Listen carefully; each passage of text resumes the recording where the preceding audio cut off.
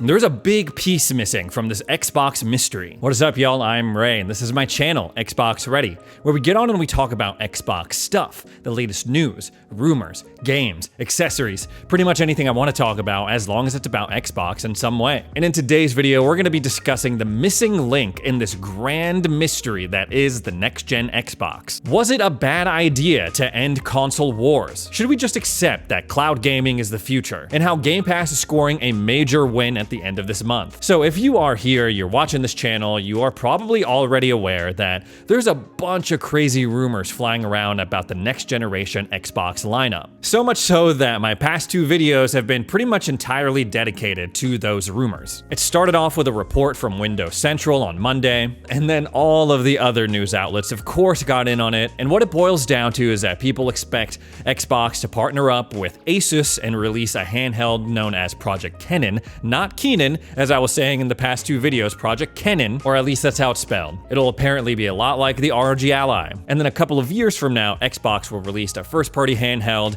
and the Series X successor. On top of that, people are already discussing the launch titles that are gonna coincide with the release of these new consoles. A couple of weeks back, Ghost of Hope was saying that Call of Duty 2026 is gonna be a launch title for this new Xbox, and they're also speculating that the next Elder Scrolls, yes, Elder Scrolls 6, the one that they teased years ago at this point, is also a strong candidate to launch alongside that new Xbox. But there's only one problem, and it is a huge flaw in a lot of these theories, these rumors, the speculation. There are apparently no dev kits for this next-gen Xbox. Everyone seems to know about this thing except the developers that are actually going to be making games for Xbox. This throws a wrench of questionable size into all of these rumors that have been swirling around this week, especially ones regarding Xbox's release window for this new hardware. If they are indeed going to release new consoles in 2027, just a couple of years away, it would probably be in their best interest to give their developers dev kits for it. Of course, not all hope is lost if this other rumor turns out to be true, the fact that the next Xbox is going to be more like a PC, it'll play PC versions of the game. If that's truly the case, then hell yeah, pretty much every studio in the world right now is capable for designing games for the next-gen Xbox because it's going to be more like a PC. This is also bringing up some other questions for me. I guess it's just reminding me of how quick a turnaround Xbox is facing if they really wanted to get a jump and release new consoles before the PlayStation 6. It almost feels like Microsoft is going to their gaming division and saying, hey, you better make a next-gen Xbox in like 6 months or less. It's very likely that Xbox went into this generation thinking that they were going to follow a traditional console lifecycle. 8 years, give or take, and then release the new Xbox in 2028. Then came acquiring Activision Blizzard, then came this pivot to multi-platform. It's very possible following those changes, they were like, okay, we got to switch it up, scratch our original plans, and let's try to make a PC console hybrid and a handheld. As far as launch titles go, it's anyone's guess. Elder Scrolls 6, very good candidate for a launch title. I think we just have to accept that we're not seeing this game until the next Xbox comes out. They teased it back in 2018, it's 2025 now. They know that the life force of the Xbox Series X and S, it's fading, it is waning. The time of the elves is over. So probably best to have a game as highly anticipated as the Elder Scrolls 6, probably better to pocket that and use it as a marketing tool for your next generation lineup. That doesn't mean that it's the perfect approach, because if this game really doesn't come out until 2027, 28, 29, if I have to wait for 10 years for a game, it better be the most pants-shittingly amazing, perfect freaking game of all time. It puts an immense amount of pressure on the studio, on the game, on everything, because expectations have had years to build up. One thing that always gets talked about from these executives is that fan expectations, oh, they're higher now than ever before. And a lot of times I'm like, man, that's a bunch of crap, because like, what's wrong with wanting a good product as a consumer? But I think it's pretty fair to say that expectations for the Elder Scrolls 6 are through the roof, even more so than Starfield, because of the massive and long-running success that was Skyrim. And since the release of Skyrim, so much has changed in terms of what people want to see in their games. Bethesda Game Studios used to be on the cutting edge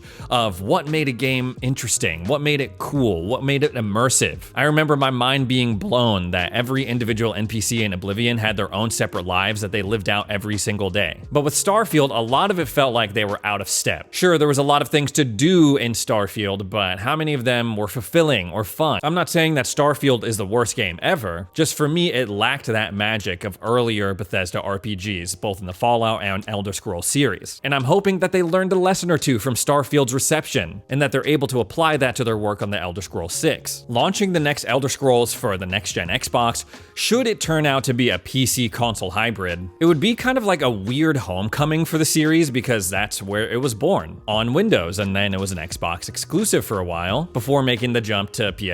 Hell, if the next Xbox is more like a PC, you can probably download like a script extender on it or something and run mods like you never have before on your console Bethesda games. All this talk about Elder Scrolls, I inevitably think about the Xbox 360 era because that's where I played Oblivion and Skyrim. It's insane to think that one console generation we got 2 Elder Scrolls games. That's just how it was back then. And the 360 reminds me of the Gamertag radio interview that they just did with Peter Moore. I wanted to talk about it earlier in the week, but then all this Project Canon stuff started coming out, all of these next-gen Xbox rumors, and inevitably, whenever Peter Moore talks about Xbox, there's gonna be a lot of what-ifs. Oh, Peter Moore, he was the Phil Spencer of the 360 era. What if he was the Phil Spencer of now? What if we got rid of Phil Spencer, put Peter Moore back in there? And I'm not entirely sure. There was a couple of interesting things that Peter said in this interview, specifically in regards to the console wars. We've heard this before, but Peter essentially confirmed that Xbox was responsible for the console wars. It was like a marketing tactic to make some noise in an industry that was being controlled mostly by Sony and Nintendo. He spoke quite fondly of that era, of the console wars and what Xbox was able to achieve. And I see a lot of people saying, yeah, we should have that kind of energy now. We got to bring that energy back now, even though Peter goes on to say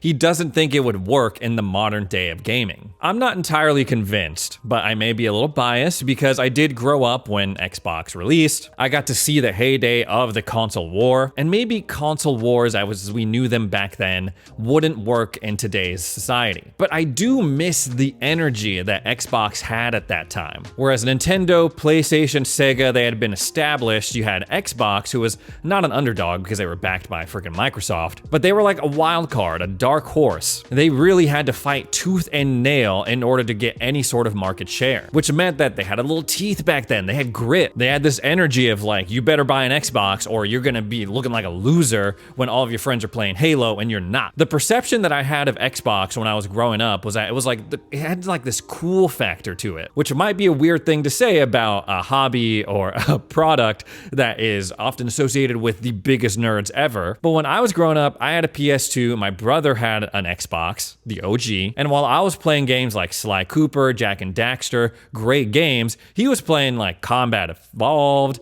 Max Payne, Fable. I'm like, it just had this cool older brother vibe that it does not have today. I think partially the console wars played a part in that identity. I think to a certain degree they could work today because people are, they're tribal by nature, and people still do like buying devices. They like buying hardware. Some people go out and buy a new phone every year. This industry is also driven in part by brand loyalty, but Xbox is clearly not interested in that. They're going an entirely new direction, a direction not everyone likes. And I've seen a lot of comments since this interview being like, Peter Moore, he should step in now and save Xbox. None of this BS would be happening if Peter Moore was in charge. And honestly, it seems like Peter Moore would just accelerate the current path that Xbox is on, because it seems that he fully believes that the future of gaming is through the cloud. Booting up an app on your phone, on a TV, and just connecting a controller to it and playing games through the cloud, through streaming. He acknowledges, yeah, you'd probably have to have like no lag, no latency, no funniness, but that's where he expects the industry to go. Mostly because he thinks it's absurd that in order to make money off of you, platform holders have to first sell you a box. And that's not the first time he said this. And God, I hope that's not the case.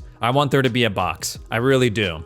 At first, I thought I would be cool with it, like, oh yeah, just, pretending like my Xbox library is like Netflix, and I could just turn on my TV, go to the app on my TV, and play my Xbox games that way. I don't want that. I don't want that. I've thought a lot about it. I've meditated on it. I don't want that. I want some sort of box, even if it's like just a tiny PC box, or whatever consoles eventually become. I want a box. I don't feel that way about any other form of media. I know it's better to watch movies and TV shows on off of disc versus streaming them because of all the bitrate and the package loss, whatever. Maybe there'll come a time when streaming a game is absolutely one-to-one with playing it off a PC or console. But that day has not come yet, which is why I think it's absolutely imperative, even if they're going to be putting other games on other platforms, whatever, that Xbox continues making a box. Speaking of Xbox's future, there's something that we have to discuss, something super serious, a dangerous precedent that they just established, and you may not have even realized it.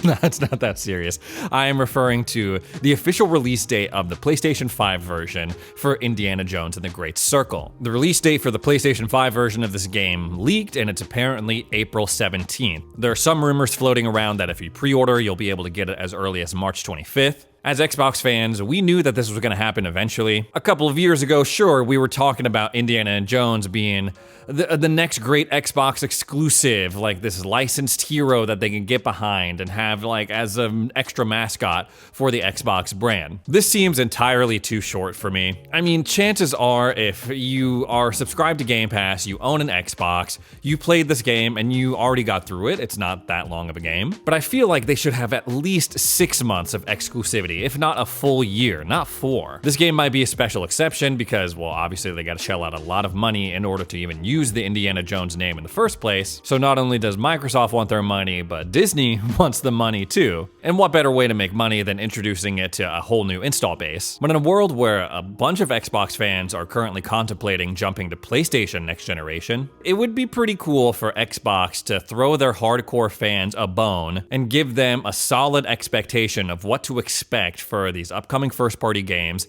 and their PlayStation ports. Sure, they'll get to play it early in a lot of cases, but not all, as we're seeing with the simultaneous release of The Outer Worlds 2, and also Doom: The Dark Ages. If people buy an Xbox console, subscribe to Game Pass, what can they expect? Is it 6 months exclusivity? Is it simultaneously being released on PlayStation? Is it a year? And if you're one of those dudes thinking about buying a PlayStation next generation, this could also be useful information to you too. Like, if I buy a PlayStation, how much longer am I waiting for Gears to come to PlayStation or any other Xbox franchise? With Bethesda, it's been especially confusing over the past couple of years. After Microsoft acquired them, that was a full year of PlayStation exclusivity for those Xbox published games before we even caught a whiff of them on Xbox consoles. Then they come out with Redfall and Starfield, those are exclusive. Then the pendulum swings back with Indiana Jones and also Doom: The Dark Ages, where they're coming out on both platforms. It's been a hell of a ride, lots of whiplash, lots of back and forth. Xbox needs to take a stand, make it clear what is going on with their multi-platform releases. And I hope that they continue on this legendary run that they're on with Xbox Game Pass. I just got to the 3rd act in Avowed, I'm loving it, which was added, of course, day 1 at the end of February. In a couple of days, 33 Immortals is gonna be added, and then at the end of this month, Atomfall is coming day 1. You've probably seen this game and thought, that kind of looks like Fallout, that kind of looks like insert whatever post-apocalyptic survival RPG action game. And sure, yeah, it does look a lot like those games. Probably why you haven't heard a lot about it. There's not been a lot of hype, but the first previews have come out and it's looking like it could be a massive sleeper hit being injected straight into the veins of Game Pass Ultimate subscribers. Some of them even going out of their way to say, we've heard the noise about, oh, it's Fallout, oh, it's this, oh, it's that, but it's a new beast entirely. People are saying at best, it could be a really awesome game. At worst, it's a challenging shooter set in a gorgeous backdrop. The biggest question mark about this game was the non-traditional quest system that it has. Instead of putting markers and saying, go here, talk to this person, or go and collect these things, you got to figure it out all by yourself. No markers, no assistance, no nothing, which can sometimes lead to you messing things up, not being able to complete that quest. It's something that they talked about in the deep dive, and it's something that is being mentioned a lot in these previews, and how it actually seems to be pretty effective and fun and interesting. Either way, I can't wait to see Atomfall at the end of this month. My backlog is crying. I'm trying to work my way through all of these games, but it's getting harder and harder. Anyways, guys, that's all the Xbox stuff I have to talk about today. Thanks so much for joining me for another edition of Xbox Ready. If you made it this far into the video, consider subscribing. Help me on my journey to 200,000 subs. Thanks again for watching, and we'll see you in the next video.